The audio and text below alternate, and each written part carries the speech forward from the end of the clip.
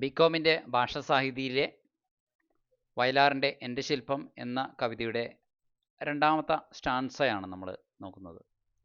സ്വപ്രതിഭയാൽ ഈ പ്രപഞ്ചത്തിൻ സ്വപ്നവാടിയെ ചെണ്ടണീച്ചും തന്നദൃശ്യമാം ശക്തിയാൽ വിശ്വസ്പന്ദനങ്ങൾ സ്വയം നിയന്ത്രിച്ചും ധീരമായി ചരിത്രം പുലർത്തും ധാരണകൾ തിരുത്തിക്കുറിച്ചും ഗോളഗോളാന്തരങ്ങളെ പോലും കാലടിക്കീഴിലാക്കാൻ ശ്രമിച്ചും ഇപ്രപഞ്ചത്തെ രൂപപ്പെടുത്തും ശില്പിയാണെൻ്റെ സൃഷ്ടി സങ്കേതം.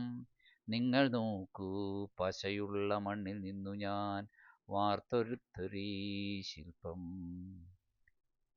എന്താണ് ഇങ്ങനെ പറഞ്ഞതിലൂടെ കവി ഉദ്ദേശിക്കുന്നതെന്ന് കൂടി നമുക്ക് നോക്കാം. രണ്ടാമത്തെ സ്റ്റാൻസയിൽ വയലാർ പറയുന്നു, തൻ്റെ പ്രതിഭ കൊണ്ട് അല്ലെങ്കിൽ പ്രതിഭാശാലിത്വത്തിൻ്റെ ശക്തി കൊണ്ട് പ്രപഞ്ചത്തിൻ്റെ ഈ സ്വപ്നവാടിയെ, പ്രപഞ്ചം ഒരു സ്വപ്നം പോലുള്ള പൂന്തോട്ടമാണെന്നും ആ പൂന്തോട്ടത്തെ പൂവണിയിക്കാൻ കഴിയും എന്നും കവികൾക്ക് അതിന് സാധിക്കുമെന്നും വയലാർ പ്രഖ്യാപിക്കുകയാണ്.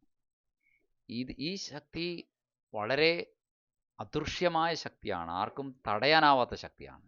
അതുകൊണ്ട് ആ ശക്തി കൊണ്ട് ഈ ലോകത്തിൻ്റെ ചലനത്തെ നിയന്ത്രിക്കാനായിട്ട് കഴിയും കവികൾക്കും സാഹിത്യകാരന്മാർക്കും എന്ന് പറയുകയാണ്.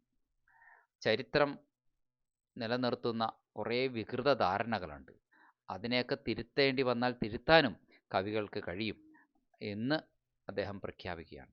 ഗോളാഗോളാന്തരങ്ങളെ പോലും കാലടി കീഴിലാക്കാൻ ശ്രമിക്കുന്ന മനുഷ്യൻ്റെ ലോകമാണിത്. എല്ലാ പ്ലാനറ്റ്സിനെയും തൻ്റെ കീഴിൽ കൊണ്ടുവരാൻ ശ്രമിക്കുന്ന അജയ്യനായ ഒരു മനുഷ്യൻ്റെ കഥ കൂടിയാണ്. അത് പറയാനും കവികൾക്ക് കഴിയും. ഈ പ്രപഞ്ചത്തെ ഇന്ന് രൂപപ്പെടുത്തുന്നതും അല്ലേ കവികളാണ് എന്ന് പറയും. ആ മനുഷ്യനെന്ന അവൻ്റെ ജീവിത ശില്പത്തിൻ്റെ പണിക്കാരനോ അതിൻ്റെ പണിപ്പുരയിലെ ആ ആചാര്യനുമാണ്. അവനാണ് എൻ്റെ സൃഷ്ടി സങ്കേതം.